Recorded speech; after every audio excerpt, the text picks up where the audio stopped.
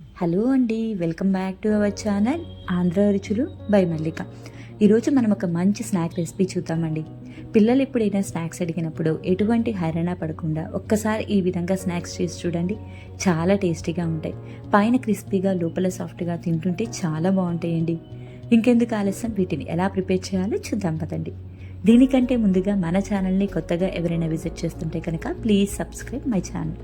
ముందుగా ఒక mixing bowl తీసుకొని దాంట్లోకి 1 కప్పు వరకు సన్నగా పొడుగ్గా తరుక్కున్న ఉల్లిపాయ ముక్కలు వేసుకోండి. దీంట్లోకి కొంచెం క్యారెట్ తురుము వేసుకోండి.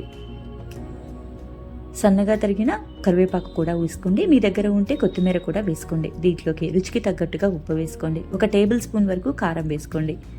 కొంచెం వాము కూడా వేసుకోండి. ఇందులోకి 1/2 కప్పు వరకు శనగపిండి వేసుకోండి. 1/2 కప్పు వరకు బియ్యపిండి వేసుకోండి. మీరు శనగపిండి వద్దు అనుకుంటే కనుక మొత్తం బియ్యపిండితో అయినా వాడచ్చండి. ఇవన్నీ కూడా బాగా కలిసేలాగా కలుపుకోండి. ఇలా మొత్తం కలిసిన తర్వాత కొంచెం కొంచెంగా వాటర్ పోసుకుంటూ ఈ పిండిని బాగా కలుపుకోవాలండి. మొత్తం వాటర్ ఒకేసారి పోయకండి, పిండి లూజ్ అవుతుంది. అందువల్ల కొంచెం కొంచెం వాటర్ పోసుకుంటూ కలుపుకుంటూ ఉండండి. పిండి కన్సిస్టెన్సీ మనకి ఈ విధంగా రావాలండి. ఇలా వస్తే సరిపోతుంది.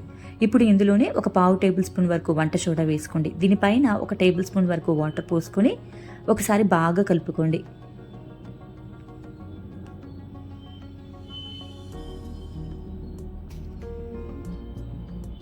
ఇప్పుడు దీన్ని పక్కన పెట్టేసుకుందామండి.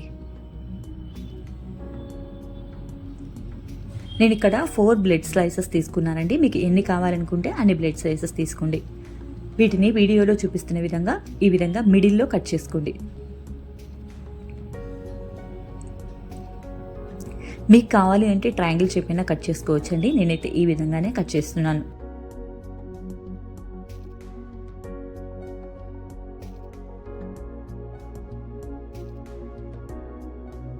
ఇప్పుడు ఒక బ్రెస్లెట్స్ని తీసుకొని చక్కగా మనం ప్రిపేర్ చేసుకున్న పిండిలో కోట్ అయ్యేలాగా కోట్ చేసుకోండి. 2 వైపులా కూడా చక్కగా ఆనియన్స్తో సహా కోట్ అయ్యేలాగా కోట్ చేసుకోండి.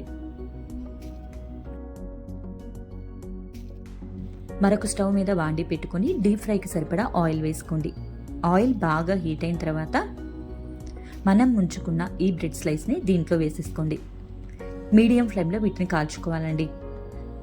మీరు తీసుకున్న ప్యాన్కి ఎన్నైతే పడతాయో అన్ని స్లైసెస్ని వేసుకోండి. మీడియం ఫ్లేమ్లోనే ఫ్రై చేసుకోండి. అప్పుడే చక్కగా లోపల వరకు కూడా కాలుతుంది. పైన క్రిస్పీగా లోపల సాఫ్ట్గా చాలా బాగుంటాయండి. ఈ విధంగా 2 కూడా గోల్డెన్ బ్రౌన్ కలర్ వచ్చేంత వరకు ఫ్రై చేసుకోండి. మనకి ఈ విధంగా వస్తే సరిపోతుందండి. ఇప్పుడు వీటిని తీసుకొని ఒక సర్వింగ్ ప్లేట్లోకి పెట్టుకుందాం.